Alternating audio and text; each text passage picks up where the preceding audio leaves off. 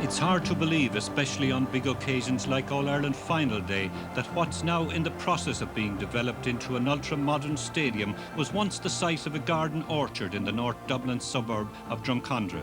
And there's evidence to support this in the Ordnance Survey Office at the Phoenix Park.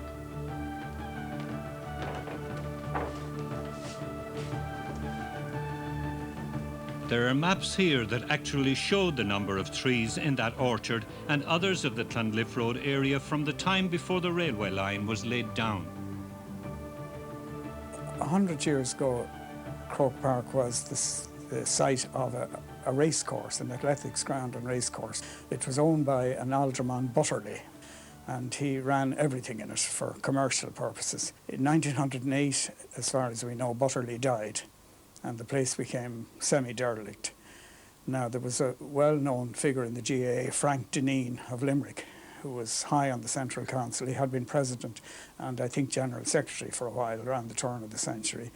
Frank Dineen was a well-known sports journalist in Dublin, and he obviously saw the potentialities of Croke Park, and 3 years after Butterley's death, he bought it for about £3,250. It is suspected that he had to get a loan from his bank. Dineen had some financial problems, possibly making repayments on his loan to his bank manager, because before the GAA finally got their hands on it, Dineen had to sell off part of it to the Jesuits of Belvedere College. And in 1913, the GAA started a fund, and it hadn't got very far, a matter of a few £100s, and they realised they needed, say, another 1,000 or so. And they ran the Croke tournament, an inter-county football tournament. It was so successful. The finalists were Kerry and Louth, who were the two leading GAA teams at the time. And they drew such a crowd that when they were finished, they found they had enough money to buy Croke Park. Now, immediately a controversy arose. The Tipperary County Board thought that the money for the Croke funds was going to go into a statue of Dr. Croke or a grounds in Thurles or something or other like that, and they soon learnt that the Central Council had other ideas. There was an alternative site which the GAA alleged, shall we say, they had their eyes on, and this was a fine site out at Ballsbridge, at Ellen Park, where St Vincent's Hospital is now. They had used this pitch before for some championship matches, and the owner, Lord French, was friendly disposed towards the GAA. And they actually sent a Central Council delegation, 2 or 3 of them, out to inspect the grounds, as if they were seriously contemplating buying it. But one has the suspicion all the time that they were never serious about Ellen Park. In 1913, after long negotiations, the GAA bought the grounds from Frank Dineen and renamed it Croke Park in honour of Archbishop Croke, their first patron. A year later, Kerry, represented by the Killarney Club and captained by the great Dick Fitzgerald, played the Blues and Whites of Wexford for the Southern and Western Railway Silver Cup. The crowd was 20,000 and the referee was Harry Boland. It's important that an institution like the GAA, that it has a presence in the capital city. You know, and in 1913 or whatever, Ireland was just going through its independence phase, and Dublin would often have been seen as somewhat alien, if you like, to maybe the traditions of the rest of the country. And the GAA could have stayed as a kind of a rural-based, Munster, Leinster-based organisation. But I think that actually, you know, physically locating themselves in the city was also an indication that they took themselves seriously as a national organisation. The Easter Rising of 1916 and its aftermath was to contribute to the development of Croke Park and the legends about the stadium. Hill 16 was one of the earliest developments in Croke Park after the GAA bought it. And the popular story is that the hill, the material for Hill 16 that we remember before it was terraced in recent years, it came from the rubble from around O'Connell Street, the buildings that were destroyed in the 1916 Rising. And that accounts for the popular name Hill 16. The troubled years of the 20s brought death and destruction to the country, and sadly Croke Park didn't escape the turmoil of the War of Independence. The events of Sunday the 21st of November 1920 led directly to the most tragic day there's been in the history of the ground. This followed the killing earlier that day of British officers at several locations around the city of Dublin. The day began with a series of assassination squads being sent out on Michael Collins' orders to execute or murder, whatever your term, a number of British Army intelligence officers who were living in Dublin. In all, 19 men were targeted. Over a dozen of these men were killed, some in front of their girlfriends, some in front of their wives. It was a scene of a dreadful brutality. Certainly was regarded by Michael Collins at the time as necessary. History might judge differently. But the intelligence system in Dublin was, the British military intelligence was certainly paralysed. And the British establishment was convulsed by this for two reasons. One, it was a very successful blow at the heart of the British military establishment in Dublin. Two, the sheer brutality astonished the people because nothing like this had been seen. There was a match that afternoon. Collins was initially in favour of the match going ahead. Then he decided that it should be, if at all possible, should be cancelled. But it was then too late. The people were pouring towards Croke Park. What the auxiliaries, the RIC auxiliaries, had in mind that day is hard to say. They sent Crossley tenders up. Some people say it was simply a straightforward arrest operation and that they were checking people for guns. And certainly some people appear to have had guns, handguns, about their persons as they approached the ground. Shots were fired, and who can say who began the shooting? Certainly when the RIC auxiliaries, who were almost all ex-British Army officers, if they did come under fire, they promptly returned fire with a recklessness and a brutality which one can only associate with these kind of late colonial situations. The situation was made more complicated by the use of RIC cadets from Phoenix Park. Now, these are young Irish recruits who were still being attracted to the RIC, and the fact is that they still were. Most of them were from unionist backgrounds, and they, untrained, they were rushed from Phoenix Park to Croke Park for when the disturbances broke out, and they began shooting too. Now, this was not planned or premeditated. This was not like the RIC auxiliaries. And I think most of the killings were done by these untrained cadets. However, the championships continued, often a year or two late, like the 1920 final between Tipperary with the Dark Hoops and Dublin, which was played in 22. At the 1921 Leinster final replay, the teams are seen parading in front of the old pavilion. Tipperary were back in 22, still with those Dark Hoops, for a semi-final against Sligo, who were making one of their rare Croke Park appearances. Kildare were one of the more prominent teams of the period, even then in that familiar all-white strip. And here they were in Croke Park for a meeting with Wexford, who were better known as a football force in those years. During the Civil War, the 1924 final between Dublin and Kerry was delayed until 1925, with some of the Kerry players togged in dark shorts before a very big crowd. At the time, the GAA also ran athletics, and the national championships were held in Croke Park up to 1922. When an old corner stand was in the early stages of construction, the ground had a permanent cycle track and big races were staged along with field events. Hill 16 was then only an embankment. The Toltean Games of 1924, 28 and 32 brought sportsmen of Irish descent from all over the world, and crowds were increasing. Dublin was the hub of the communication system. So in a period when people didn't have cars, or where transport wasn't very easy, you know, trains were really the best way of getting a large crowd anywhere. And before the acquisition of the stadium in Croke Park, before that, crowds at matches weren't really all that massive. I mean, maybe 10, 15,000 would have been the most that you would actually have at matches. And of course, Croke Park fits into a pattern of other big sporting stadiums at that time. And you suddenly see after 1913, once Croke Park was there, that the crowds at the matches begin to expand exponentially, so that by the 1930s, you know, you were up into, for the first time, 60,000 crowds. And that was something that wouldn't have been possible in the kind of pre-Croke Park era as well. This meant more and more people worked in the stadium on match days, like stylesman Bill Swan, who first operated a style in the late 30s.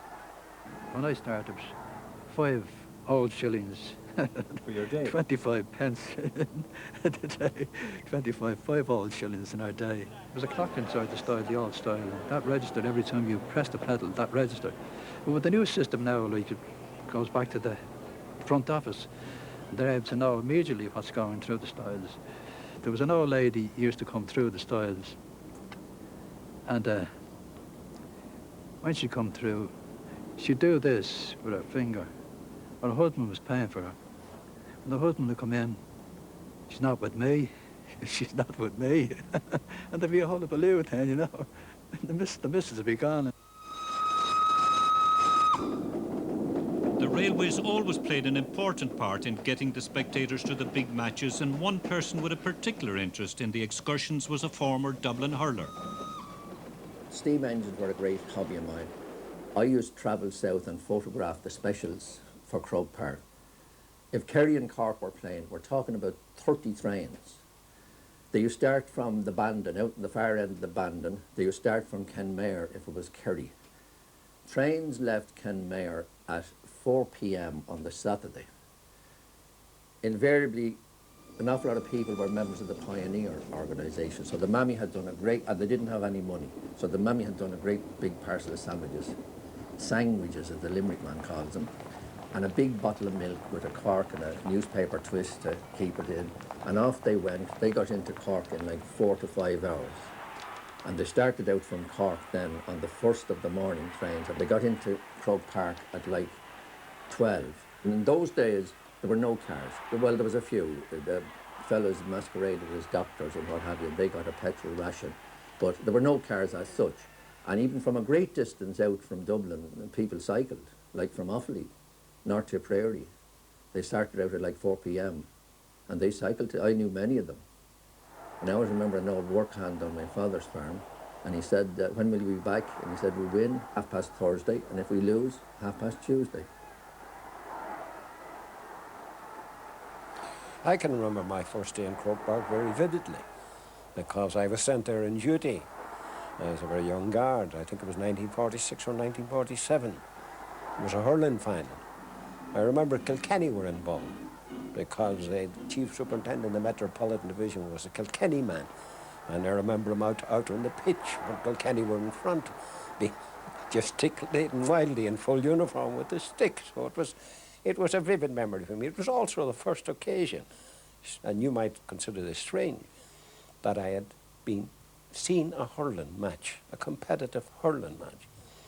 Because in Buncran and Inishowen, where I came from, there was no hurling. Little patch of hurling in Inch Island, but outside of that, no competitive hurling. As the traffic grew with the bigger crowds, the Garda presence was all the more important. The Guard's role was generally one of being there to ensure that the public order was maintained, to ensure that there's availability of guards to help people, to assist people. People came in those days, many of them came the night before, many of them came very early in the morning.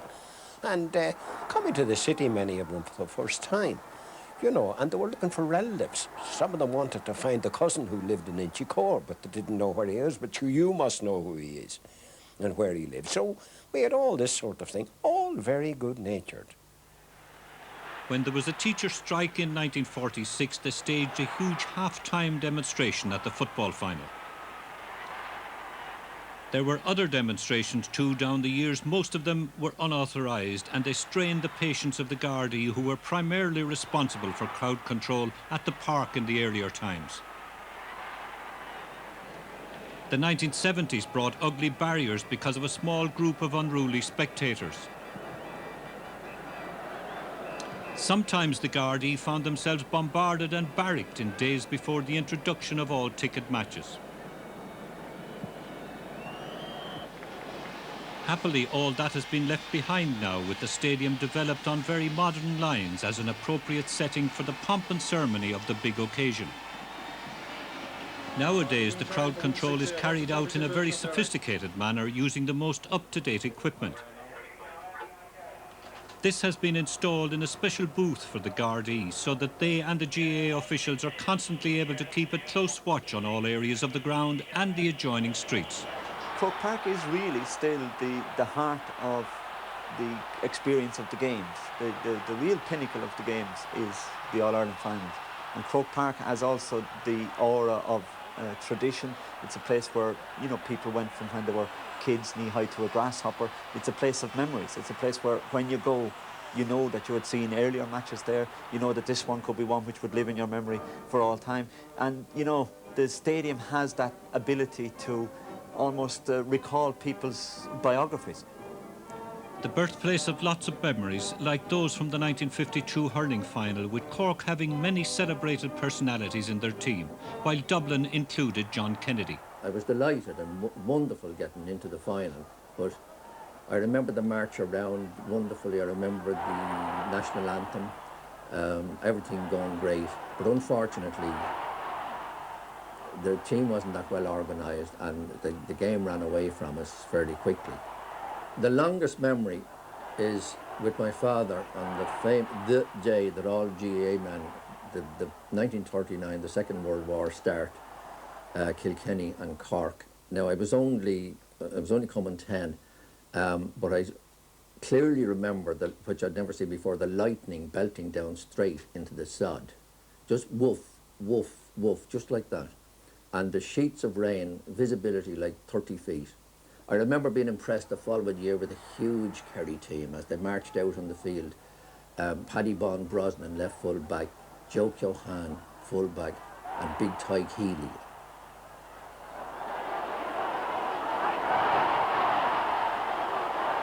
The first time I saw Croke Park was in 1945. I went up to see Tipperary and Kilkenny play the All-Ireland final there. And that was my first time, I think it was my first time in Dublin, believe it or not. I was standing, I can remember it vividly, I was standing under the Cusick stand. That was my first experience of seeing Croke Park. Following year I played minor there. I played in a minor All-Ireland final there. Played Dublin, which Dublin won, of course. And I played there in the following year then in minor All-Ireland final, which we won. Out comes the long-striding John Doyle. And John, 50 yards from his own goal. One of the heroes of Tipperary. Still going upfield. Well, I got used to Croke Park really, sitting on the bench. I sat on it for about 8 years really. And well, I sat on it really from 63 nearly to 70, 71.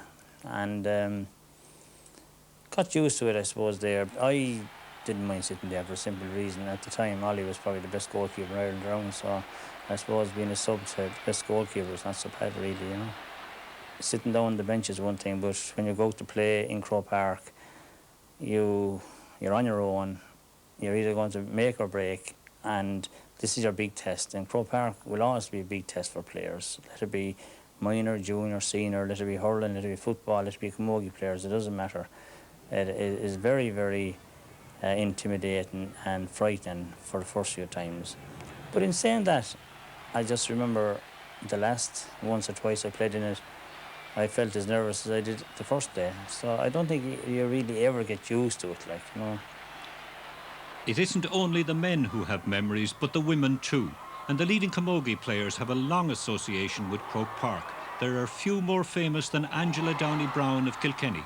Well, I have been there a good few times, and people would always say, you're well used to going out now, and, you know, but every time I went, I just got worse and worse. I got more nervous, and my legs would be like jelly, and I'd be okay into a game. Some All-Irelands just seemed to pass me by, but I never seemed to kind of settle.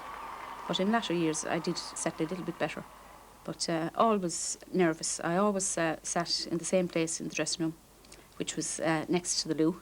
So I was the most frequent visitor in and out to the loo before we actually got out onto the pitch. The only disappointment I would have had with playing were the small attendances.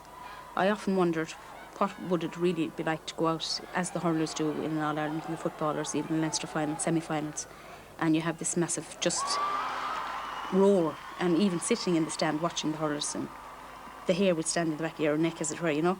But that was the one sad thing about, you know, the small attendances, that we never really got the attendance that I think the game deserves, really. Manona Ahern have also been in Croke Park in latter times, with the Ladies Football Association staging their finals before bigger and bigger crowds. And the Kerry ladies, like their menfolk, have dominated this code for a time, taking the cup on several occasions. Indeed, the Kerry men were playing in the first final that Bertie Ahern went to. The first final I was at, it was 59, but I don't really remember it that well. That's Kerry won that All-Ireland. But I remember my next one. I remember down, I was at the 1960 final when Down's first win. You couldn't really forget that because being born and reared in Drumcondra, Down, the first side to bring the cup across the border, I stayed around for about a week in my memory. And I remember up on top of cars and going into Parnell Square the night of that final with my parents and watching the crack, and that final I can't forget. And it's the first one I remember. My second final, but the first one I can clearly remember. Well, I think the match that I saw most emotion, I'll never forget it. The year that Derby beat Kerry with the last-minute goal. Do you remember that? Big ball in towards the goal line. A shot and a goal! A goal! A goal for Offaly! There was a goal in the game! I never saw more crying that evening. It was like a funeral. Well, I'm not saying who was crying, but you have an idea what I'm talking about. But it was a real sad affair. They didn't leave the ground for a couple of hours after, with emotion, you know. And it was a huge setback. And they had a lot of work done, and the sale of the thing, you know, the 5 in a row thing and glasses and so on. They had a lot of things. Entrepreneurs had speculated on that, so that went to the ground too, you know. I was sorry for them, really. I first appeared in Croke Park in the 50s. I was working on the Tipperary Star as a young reporter, and some of my greatest memories are of that decade. I think that one of the greatest memories of all is of the 1955 football final, the confrontation between Dublin and Kerry, when, in fact, the world thought that the traditional game of Kerry was going to be overwhelmed. And we saw Ollie Freeney and Kevin Heffernan, and I remember the last hectic 4 minutes when Ollie Freeney goaled from 14 yards free, and then Jeremy O'Shea brought off his great 2 saves under the crossbar, and he has said to me that those 2 saves stitched him into history. The crowd was officially 87,000, but they broke down the gates. There was over 90,000 in Croke Park, and I think it was one of the most amazing days for tension and drama that I've ever seen. I was there in '54 and I saw the greatest display by Bobby Rackard. And then in 1956, we had this wonderful match between Cork and Wexford. And of course, Ring was going for his 9th, and Ring had made his name by the great word in the south, Catty Barry for crew beans, Toscanini for good music, and Ringy for goals. That was the saying of the Cork fans. And of course, Ring went in to get the winning goal, and Art Foley made his great save under the crossbar. The ball was transferred to the other end, and Nicky Rackard blasted to the net. And then the Nick Rackard, the Rackards and Nick O'Donnell, they carried Ring shoulder high off the pitch. I think the press box then was the 3rd row back of the old Cusick stand, and it was really a long board. It just shows you today there might be 90 men in the 90 journalists, men and women in the press box in the new Hogan stand. But that time we were there, and we had a wonderful view. I'll always remember that. I remember that fantastic match when Ring was in the controversy with Burke of Galway, and that was right down underneath me in the Cusick stand. I remember the day that Galway made their breakthrough in 1980 to come back again. And I remember Joe McDonagh taking the microphone and singing, The West's Awake. And Joe Connolly, as he held up the cup and made his speech in wonderful flowing Irish out of the Gaeltacht. Well done, Joe McDonagh. I saw George O'Connor kneel down on the sod, and he had known so much frustration. To see George getting an All-Ireland medal was better, say, than John Dial getting 8 in one respect. I mean, John deserved his 8, he won them on the field of play. But here was a man who'd given his life, George O'Connor, and his hands are all damaged from the way he has been hit, his fingers nearly destroyed, and he got his medal at last. For over 40 years, the excitement of every All-Ireland final was conveyed to those at home by that supreme commentator, Michael O'Hare. But the referee waved on the play, the ball across the front of the goal, it's a goal! There was nothing like the impact, the unbelievable impact of Micheál O'Hare. In fact, I remember way back in the war years, my father, who was from Galway, listening to matches when Galway were involved. And we had the old radio where you had to try and adjust the knob. But I do remember the Michael O'Hare reporting from America across the Atlantic, and he appealing not to cut off because they had only so many. It looked as if the match would still be on. And the whole nation listening in. And it wasn't until the 60s the television came in. And I think that Michael O'Hare, in a way, helped to make the GAA because he brought this element of excitement. Of course, the matches with you know, Tipperary and Cork, and the excitement in 1947 when Terry Leahy was bending and lifting to take the last free to win for Kilkenny. I can almost sense the excitement in the house and the silence as we waited. And we came on then, of course, to television, and people weren't travelling to matches when Michael O'Hare started, and that he was the voice of the GAA, as they say that Peter O'Sullivan was the voice of racing. I think that you have to say that in that way, Michael O'Hare, in a way, helped to make the GAA to that respect. In modern times, the major games have an audience much bigger and far beyond the 65,000 spectators actually watching in the stadium.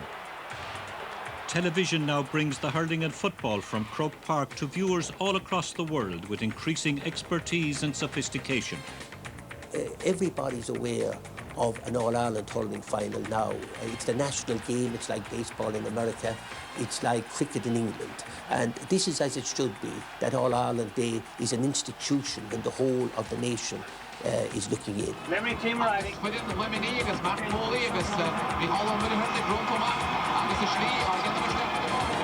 Okay, can I have a look at some incidents, some VDR? 33. Give me the camera tree. Let me have a look at some of those people in their camera tree. That's right. 5, VDR 5. Okay, thank you. Stand by. Come to Michael Lester. Go, Michael.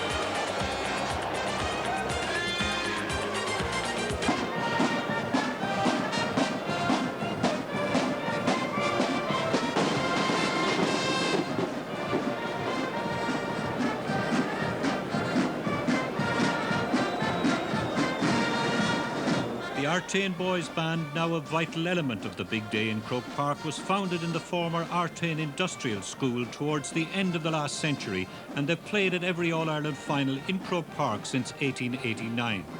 Nowadays, thankfully, the industrial school is gone and the boys are drawn from schools all over Dublin. Well, my first appearance would have been in 1955. The procedure for the day would be we'd have an early rise that morning, and I'm sure Brother Joseph O'Connor was the administrator of the band then, and we put the band through the paces here in the school before we arrived in Croke Park. We arrived in Croke Park quite early that morning, and we gave an hour and a half performance because in those days the crowd were always early in Croke Park, because you'd always get the people coming up from the country the night before by the train load, really.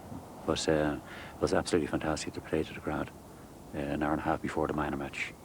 And the procedure would be then to lead the minor teams around, play at half-time of the minor match, and then you'd have the senior match then, and you'd have the parade of the teams again, and entertainment then during the half-time of the match.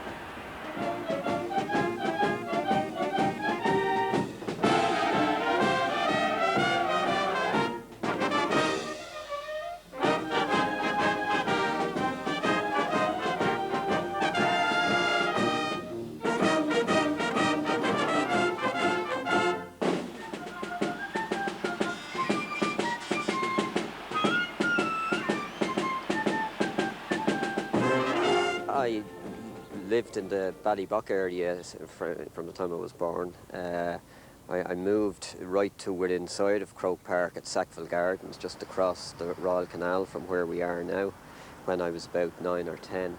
But even going back to the time I was in Canniers, as we called it, St. Canice's, the Christian Brothers primary school for the local kids, I featured in Croke Park out on the pitch on 2 occasions. Once winning the egg and spoon race, and the second time of all things, winning a fancy dress competition dressed as a bishop. Various activities have been staged at Croke Park over the years, including the famous fight in 1972 featuring one of boxing's legendary figures. With a lot of other local kids got down on the railway just across from the Royal Canal there, went up along the wall over into Belvedere Park, which is now gone. It was a little park where Belvedere College had a rugby ground and played rugby, and it was right up against one of the main walls of Croke Park, right up where the new stand is now.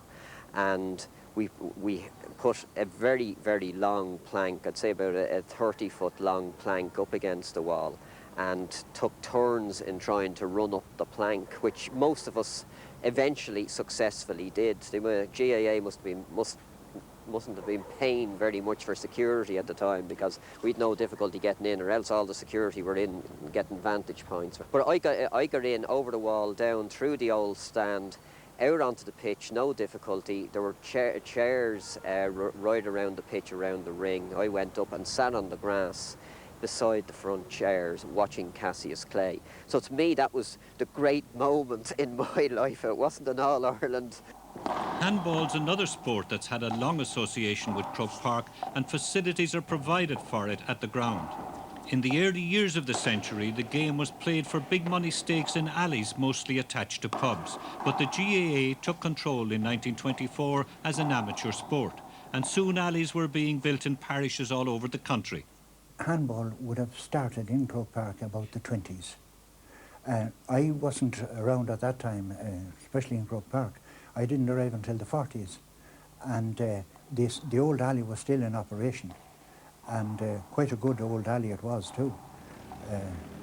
But then, of course, when the new alley was built, it added enormously to the number of people who could watch a game. Having 3 glass walls, we at one occasion during the World Championships, we had 1,800 people watching. The first time ever that handball could be watched live by 1,800 people. And if the pitch at Croke Park could be used for purposes other than hurling and football, so too the handball alley. Oh, Cassius was training in the alley because for one reason it had great security, 13 feet high glass walls, bulletproof, etc. And as well as that, they used the saunas and the bathrooms and all that kind of thing in tandem. Lewis came after Cassius would have finished, and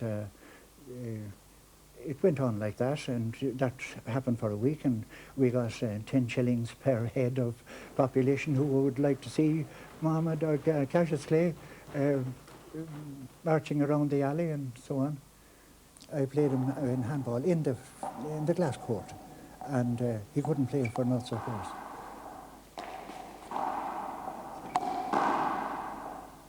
The 2 lasting recollections that I would have, one would be the getting in to see Cassius Clay.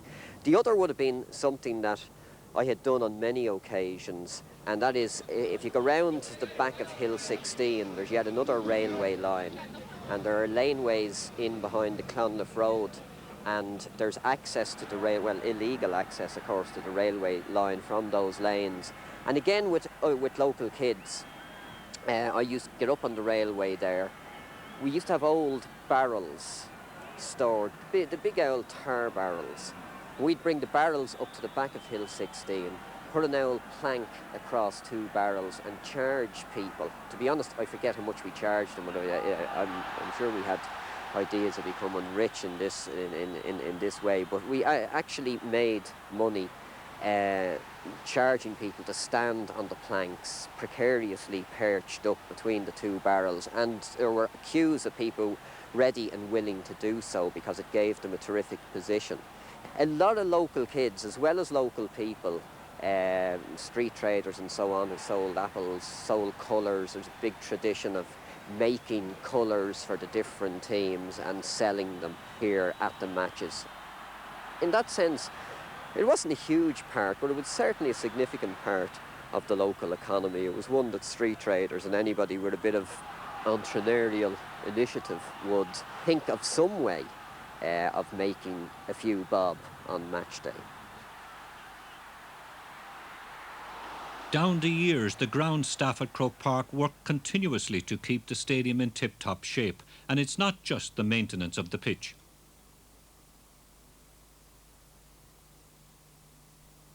For many years, the maintenance of the grounds was the responsibility of Con O'Leary, who's now retired. They had their own horse that a long time before I went there, you know.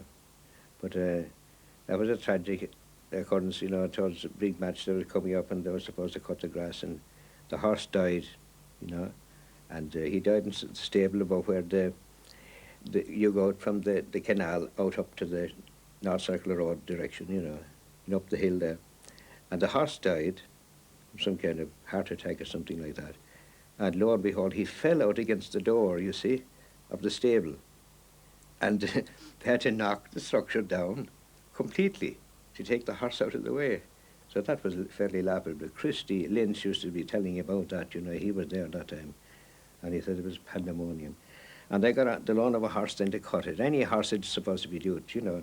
And when the other horse had the clitter behind him, you know, the old moor making, oh, he went mad around the place. It took him a long time to tame him down, you know, and get used to it, you know.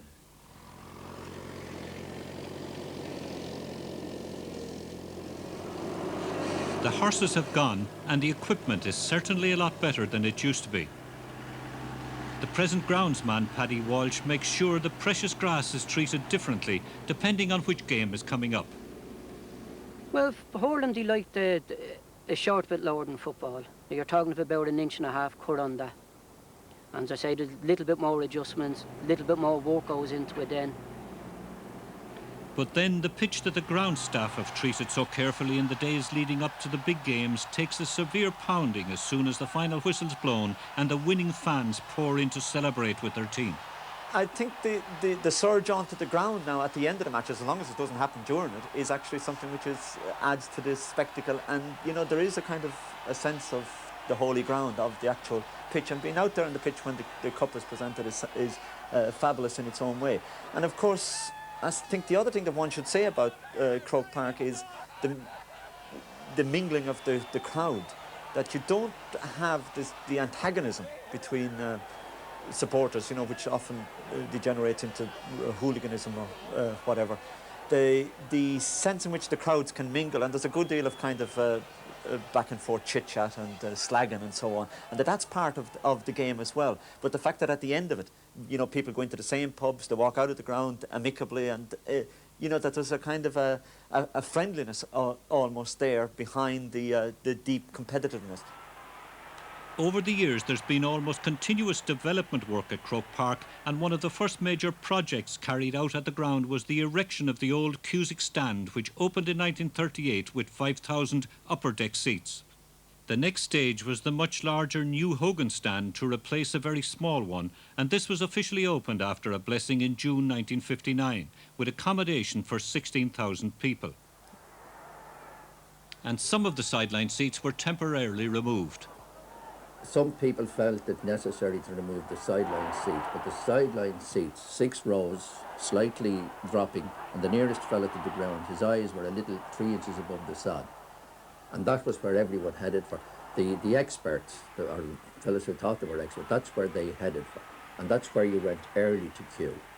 Now, if you missed that, the sideline closed, you had to take the railings, either in the long stand. The long stand was to the left of the Hogan stand. But you were standing from there, whereas on the sideline, as well as getting a great view, you were sitting down. At the end of the ground, under the railway wall, you used to have a lovely thing. There was a space for the Clonliffe priests, the students. And on a hottest day, they came with their soft hats, and they couldn't remove them. Black suit, and they came in regimented rows. I suppose there must have been 400 of them. And they would fit in, followed then by Artane and various other boys' schools, orphanages and things like that, Vincent's. And they would go in behind, there was a house then under the railway wall, you would remember it, and they would go in there. The knobs, shall we say, would go into the small Hogan stand. And if you were seen in the Hogan stand, it was a step up in the world. You were up with the cardinals, bishops and big people in business. And then the army, as today, would be on Hill 16 or on the lower deck of the then just finished Cusick stand. But none can outshine All-Ireland football final Sunday 1953, when the largest crowd ever to witness an Irish sports event. Some 90,000 people are here. And even nobody seemed to take the danger very seriously at that time. It seemed to be taken for granted that this was all part and parcel of attending a major game. And in fact, the greater the crush, the more people seemed to boast about it afterwards, and they felt that it showed the tremendous enthusiasm. But of course, there hadn't been tragedies at that time, and it was all seen as part of the good humour and the tremendous excitement related to the game. But by 1966 it was felt there wasn't enough seated accommodation at the park, so it was decided to install seats under the top deck of the Cusack stand instead of terracing that had been there for 30 years. It was a controversial decision at the time because it cut back very severely on the capacity of Croke Park, and some people would say that the difficulties with regard to ticket availabilities for major games really commenced with that decision to put the seating in under the Cusack stand. I'd argue the Cusack stand was a mistake ever putting the seats under it. I think that pulled down the crowd massively. That was done after the '63 final. After when Dublin won, it was gone there for '64. It reduced the crowd, reduced the atmosphere too, and it broke up an awful lot of the people that used to drift in winter time.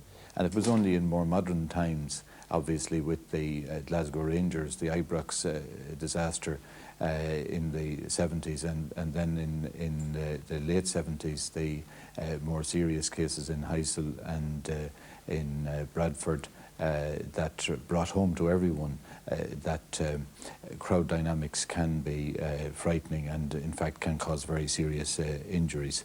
And that made us sit up and take notice in Croke Park. By that time I was here in Croke Park, and we in fact were already looking at our facilities and thinking about a proposal had been made to us to put a roof over the canal end.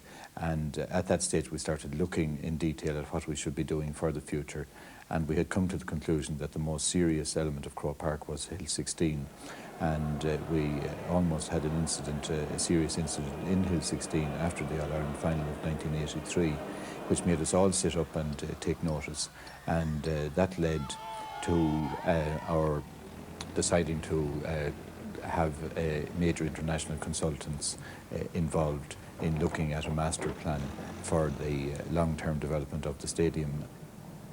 They even considered moving to what's called a greenfield site. We did put all the sides of the argument before our Central Council, and by an overwhelming majority they were in favour of staying in Croke Park if we could have a sustainable size of a stadium in Croke Park. And I think the reason for that was obviously related to the great history that's associated with Croke Park and the memories that people have, and it's almost looked upon, I suppose, as a shrine. The decision was made to stay at Croke Park, and when international consultants had given their advice, a former Tyrone footballer was appointed the architect.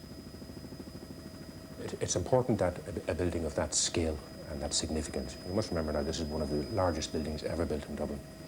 It's the equivalent of a 12-storey building. It's 180 metres long, it's 150 metres wide. I mean, much bigger than anything in the history of this city.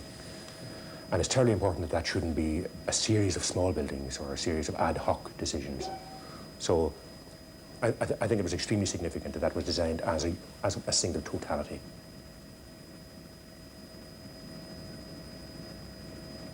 I like the rear of the building most. The front of the building, in other words, the area, the amphitheatre that faces onto the pitch, that is also very good and with very, very terrific vision. And I mean, there's not a bad seat out there. You know, everyone has a perfect view of the pitch. But in terms of architectural innovation, I suppose the amphitheatre hasn't really changed since the Roman Colosseum very, very much. In fact, the Roman Colosseum was extremely good. In fact, to be as good as that took quite a lot of invention. It took the building up, making of our own software, computers, you know, carrying out all the detailed mathematical calculations for the location in space of each individual seat. But I'm most pleased with the success of the back of the building, because that is the part of stadia that have been frequently criticised as being ugly and antisocial and out of scale and awful, dreary looking. And in fact, they have been. You know, they usually have been big masses of concrete and asbestos that look more like a mausoleum than a theatre of joy and sport. And I'm pleased with the structure, the way the structure interacts with the sky. I'm pleased with this terrific wall of the restaurant, this blue wall of the restaurant. I'm pleased with these ramps and stairs, and that the whole composition at the back of the building is exciting, and it's human, and it breaks it down, and when you approach the building it gets more and more friendly as you come towards it, and it contributes greatly to the whole atmosphere and the whole experience of going to a large game in Croke Park. And it's evocative of the sophistication of the game itself. However, when the GAA revealed their plans, the welcome that greeted the impressive scale model within the association wasn't shared by residents in the nearby streets. I was absolutely aghast at the size of the stadium, and I was also aware then of just how much it would affect us in the surrounding areas. It really hit home to me. The main entrance is now concentrated here, at this end of our terrace, and facing James's Avenue, as you can see, the houses here. It makes a difference. It's going to make a bigger difference to our way of life. Our main objections was the size of it, and it's just too big for the area. And not only that, some of the houses around Croke Park predate Croke Park.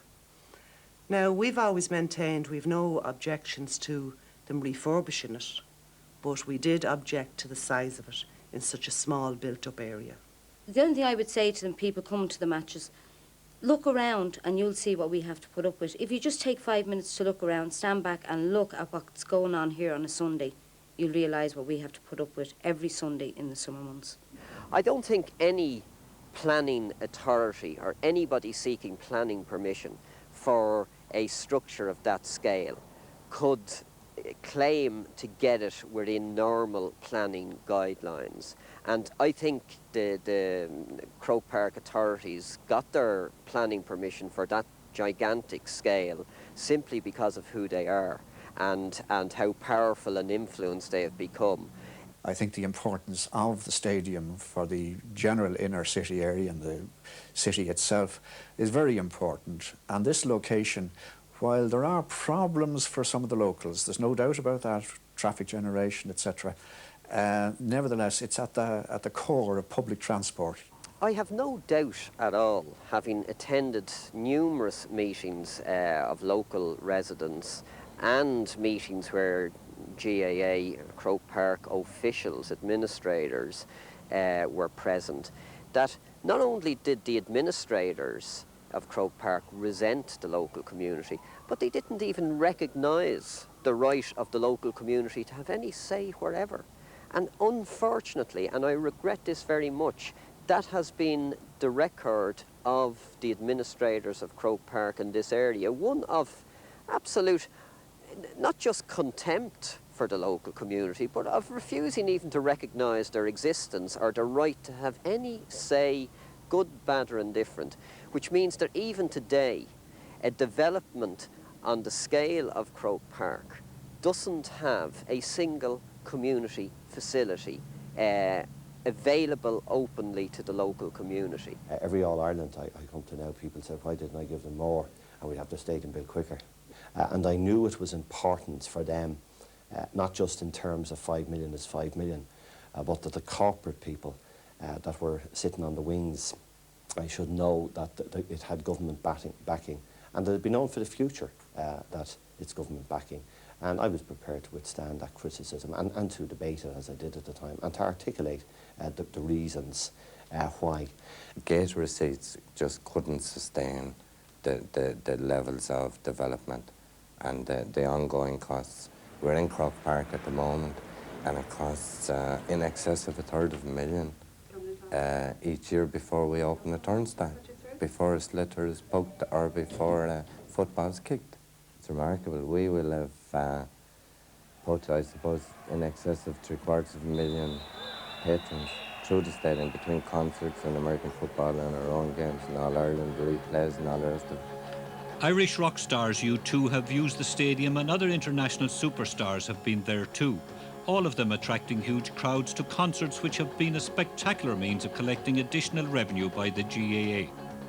All of this a far cry from the time when members of the Total Absence Association marched to Croke Park for a monster rally that brought both laity and clergy out in impressive numbers. Bigger even than the crowds that we see in Croke Park nowadays on All-Ireland Final Sunday.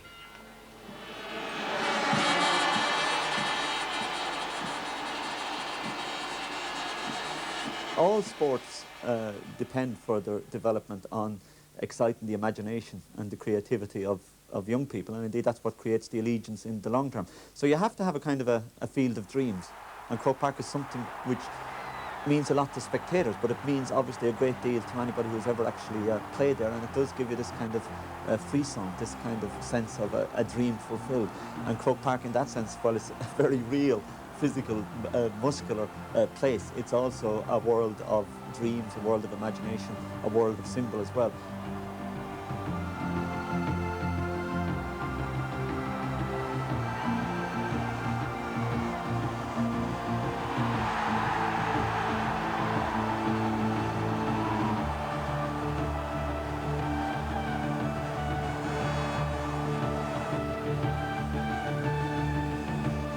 Next Wednesday at 10:25, there is a programme called The War of Dependence.